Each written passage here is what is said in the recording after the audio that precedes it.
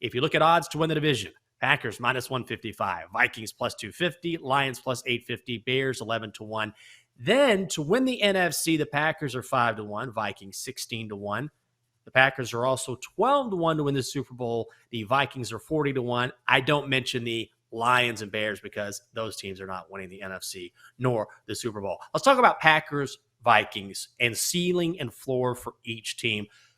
When you go to Green Bay, and certainly they're going to roll through their division, I actually like minus 155 to win the division. I think it's a cheap price. I don't have any issue with them rolling through a very weak division. But based on what we've seen from Aaron Rodgers, I really don't trust him in the playoffs. I would not pick them to win the NFC, and I think their ceiling is just making the playoffs but not making a deep run. Maybe they make the NFC Championship. Their floor is probably a first-round exit. As for the Vikings, they just scream like maybe making the playoffs, but their floor is not making the postseason at all. So what do you think when I say Green Bay, Minnesota, ceiling and floor?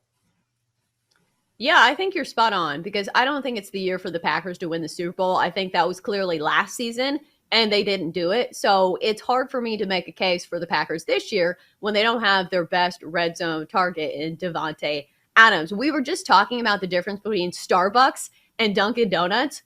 Well, the Packers have been Starbucks. They have been so consistently good, and you kind of know what you're getting. Under Matt LaFleur, They have had 13 wins each of the last seasons that he has been the head coach in Green Bay. So Aaron Rodgers, you know what you're getting with him. He is a 2-time MVP of the league. He's a good quarterback, and I don't expect anything different from him this season, despite who the receivers are or are not. But the Vikings are Dunkin' Donuts when it comes to iced coffee. If everything goes right, if they do the right ratio of all the ingredients, they have a chance as being just as good as Starbucks, just as good as the Packers. And I think a lot of people are kind of biting in on this price at plus 250 just because the value's there.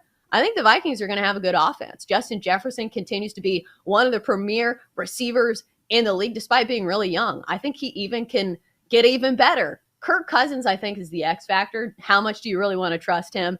And a Vikings team that's been, a little untrustworthy, to put it lightly, over the past couple of years. But the potential is definitely there. No, there's no question about that. But that's the thing with the Vikings, right? It's always the potential. And Kirk Cousins is going to do what Kirk Cousins does, which is he's going to put up really nice regular season stats. He's not a bad quarterback.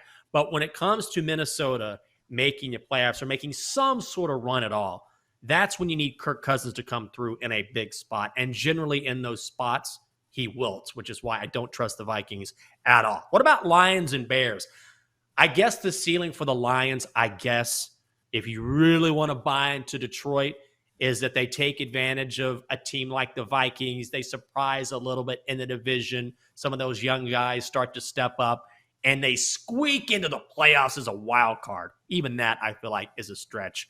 But when you're talking Lions and Bears, I feel like the ceiling and floor is pretty close, which is, okay, the ceiling is you win a few extra games, maybe a couple of extra games, and the floor is, particularly with the Bears, like the bottom drops out. If there's any team where the floor is really, really low, it's the Chicago Bears because they don't have a line at all to protect Justin Fields. Justin Fields is going to be throwing on the run this season more than any other quarterback in the NFL. And maybe they surprise. They do have a solid defense, but ultimately, when you look at those two teams, the Bears are the team where I think we can see a huge disappointment of a season if things don't break right.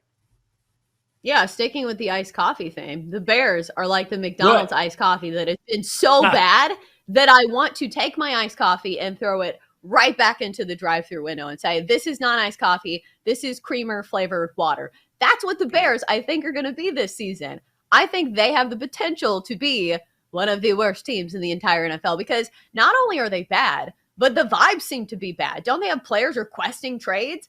They have some good pieces on defense. I'll say that. But the difference between them and the Lions is that the vibes seem to be high with the Lions, and the Lions are a team that were in a ton of close games last season, a lot of those games being decided by fewer than a touchdown. So if they can get the pendulum to swing the other way, and if they can shut the door on some of those games, and plus they have a decent quarterback in Jared Goff, who we talk about the ceiling's still pretty low for the Lions. I don't think they make a jump from 3 wins to, 10 wins, but I do think they can make the jump from 3 to 6 wins. So I think that the Lions have a bit of a higher trajectory than maybe the Bears, but yeah, not completely sold on the Lions. Yeah, I get that. If you want to hear the best segments from our show, you can either listen for 3 consecutive glorious hours starting at 6 a.m. in the East, or you can subscribe and follow the podcast. We break it up in segments for you. Listen to the Daily Tip in the free Odyssey app or wherever you get your podcasts. Let's talk about the AFC North now and the ceiling and the floor. Ravens leading the way as far as favorites in the division. They are plus 145, followed by the Bengals at plus 175. Browns at plus 375, Steelers at 9-1. Then if you look at the odds to win the AFC and the Super Bowl, Ravens 9-1 to win the AFC, 20-1 to win it all. Same thing for the Bengals. The Browns are 16-1 to win the AFC. They are 30-1 to win the Super Bowl. And the Steelers at the bottom, 40-1 to win the conference, 40-1 to win the Super Bowl. Ravens and Bengals. I think we both like the Ravens quite a bit here. But the question is, how far do you think they can go when you look at their ceiling?